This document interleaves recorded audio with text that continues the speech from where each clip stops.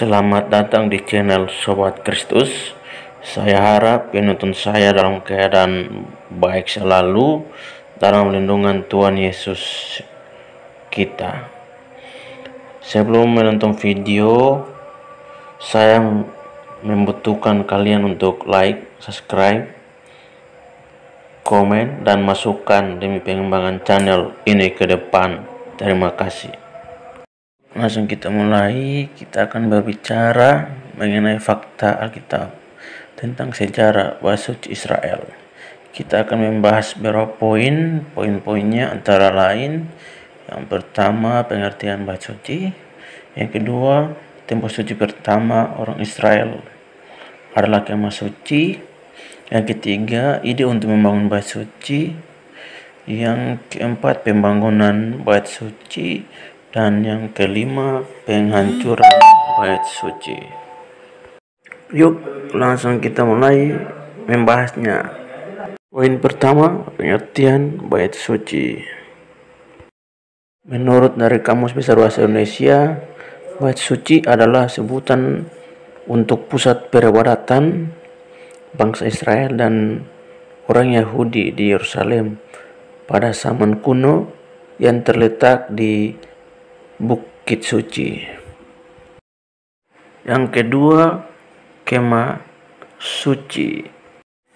Cerita dimulai dengan Musa yang membimbing orang Israel keluar dari tanah Mesir menuju tanah Kanaan. Karena Tuhan mengingini kehadirannya dalam jemaat atau orang-orang Israel, maka ia memberi dan memerintah dan memberi petunjuk kepada Musa dan harus untuk membangun kemah suci baginya agar ia bisa hadir di tengah-tengah bangsa itu, sehingga kediaman Allah umat Israel dinamakan kemah suci, untuk menaruh benda suci berupa tabut perjanjian dan lain-lain. Dikisahkan dalam Alkitab Perjanjian Lama, Keluaran pasal 25 dan pasal 27. Ide untuk membangun bait suci.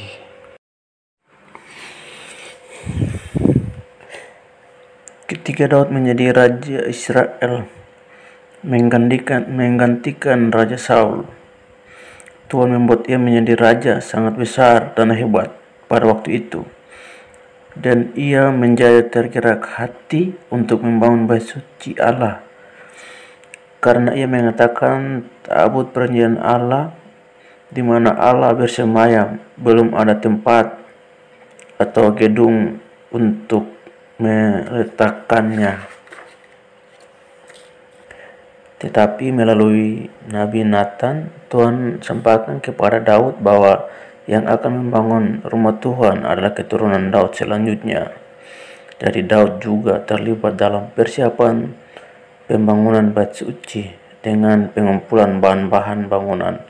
Dikisahkan dalam 2 Samuel pasal 7 ayat 2, 2 Samuel pasal 7 ayat 1 sampai 13, dan 1 Tawarik 28 ayat 2 sampai dengan 3. Keempat, pembangunan bait suci. Pembangunan bait suci Allah pertama dibangun Raja Salomo setelah ia menggantikan ayahnya Raja Daud sebagai Raja Israel, dan dibangun dalam tahun keempat dalam bulan Siu. Diletakkan dasar rumah Tuhan atau sekitar tahun 1666 Masehi, dan dalam tahun ke-11 dalam bulan Bul, yaitu bulan ke-8, selesai rumah Tuhan, atau menurut para arkeolog sekitar tahun 1600 sebelum Masehi. Jadi 7 tahun namanya didirikan rumah itu, atau sekitar tahun 1005 sebelum Masehi. Setelah bait suci yang pertama dihancurkan, maka pembangunan bait suci kedua di bawah pemerintahan Raja Kores, Esra ayat 1 dan 2, dan Darius, lihat Esra ayat 6, Mereka diizinkan pulang kembali ke Yerusalem untuk membangun kembali Bait Suci, dan peristiwa bersejarah itu disebut Bait Suci Zerubbabel.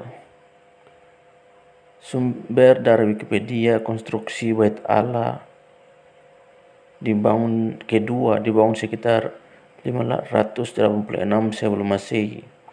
Pembangunan selesai 12 Maret 515 sebelum Masehi. Rekonstruksi ulang Bait Suci kedua yang dibangun oleh Esdra dilakukan oleh Raja Herodes Agung. Bait Suci kedua dimulai dengan ekspansi besar-besaran pada Bait Suci, kekurung tempat suci terkurung, ibadah bangunan dan ibadah pengorbanan dan ritual Bait Suci berlangsung dalam proses pembangunan. Penghancuran Bait Suci. Penghancuran Bait Suci pertama, Tuhan menyingkirkan raja orang Kasdi melawan mereka. Segala perkakas rumah Allah yang besar dan kecil dibawanya ke Babel. Mereka membakar rumah Allah dan merobohkan tembok Yerusalem dan segala pura di kota itu. Kitab Tawarik pasal 36 ayat 11 sampai 12. Bersumber dari Wikipedia, Bait Suci dihancurkan oleh bangsa Babilonia pada tahun 586 sebelum Masehi. Penghancuran Bait Suci kedua, 4 Agustus 70 Masehi, Romawi menghancurkan dan membakar Bait Suci. Pimpinan Jenderal Titus kelak jadi Kaisar Romawi setelah pengepungan Yerusalem pada tahun 70 Masehi, bersumber dari wikipedia.com. Terima kasih telah mampir menonton video di channel ini. Jangan lupa like, subscribe, komen, dan masukan demi pengembangan channel ini ke depan. Terima kasih.